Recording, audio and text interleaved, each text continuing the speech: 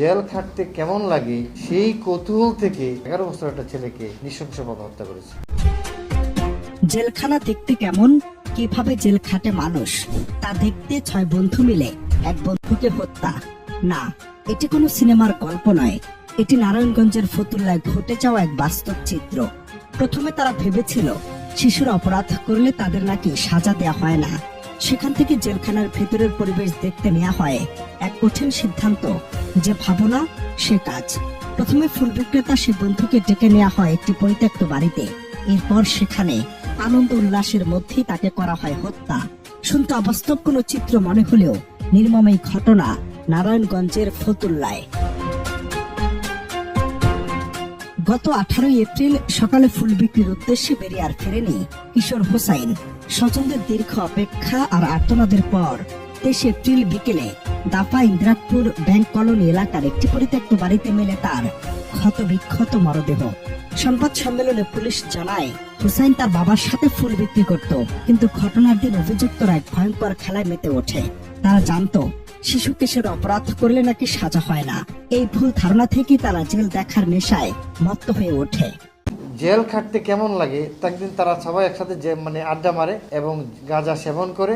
একদিন তারা প্ল্যান করে যে জেল খাটতে কেমন লাগে। তাদের এক বাবা, তাদের এই 6 জনের কোনো একজনের বাবা তাদেরকে একদিন শাসন করাতে বাড়ি যায় না, তখন তারা জানে যে জেল খাটবো, জেল খাটতে কেমন। এই কৌতূহল থেকে তারা চিন্তা করে যে কাউকে হত্যা করলে জেল খাটা যাবে। সেই প্রেক্ষিতেই তারা এই শিশু হোসেনকে বেছে নেয় এবং এই হত্যার একটা নির্মম হত্যার তারা সংগঠন করে। তদন্তে বেরিয়ে আসে চাঞ্চল্যকর সব তথ্য। তারা নিয়মিত মাদক সেবন করত। ঘটনার দিন হোসাইনকে গাঁজা সেবনের প্রলোভন দেখিয়ে ডেকে নিয়ে যাওয়া হয় সেই নির্জন পরিত্যক্ত বাড়িতে। সেখানে আনন্দ উল্লাসের অভিনয় করতে করতে পরিকল্পিতভাবে চালানো হয় চুরিকাঘাত। পুলিশের ভাষ্যমতে নিছক জেলে যাওয়ার অভিজ্ঞতা নিতে তারা এই হত্যাকাণ্ড ঘটায়। যে ইউনুস নামে এক ছেলেটা, যে বকাটি ছেলেটা, সে মোবাইলে কথা বলছিল যে সম্ভবত তার কোনো এক বন্ধুর সাথে, যে 3 দিন হলো একটা ছেলেকে মেরে ফেললাম। এই কথাটাই পাশ থেকে কয়েকজন ছেলে বস্তিতে শুনতেছিল। তখন তাকে এই জায়গা থেকে আটকে ফেলে যে সে কোথায় হত্যা করেছে। তখন আটকে ফেলার পরে পুলিশকে খবর দেয়। পুলিশ যাওয়ার পরে তার লাশটা দেখাই দেয় যে কোন জায়গা থেকে হত্যা করেছে।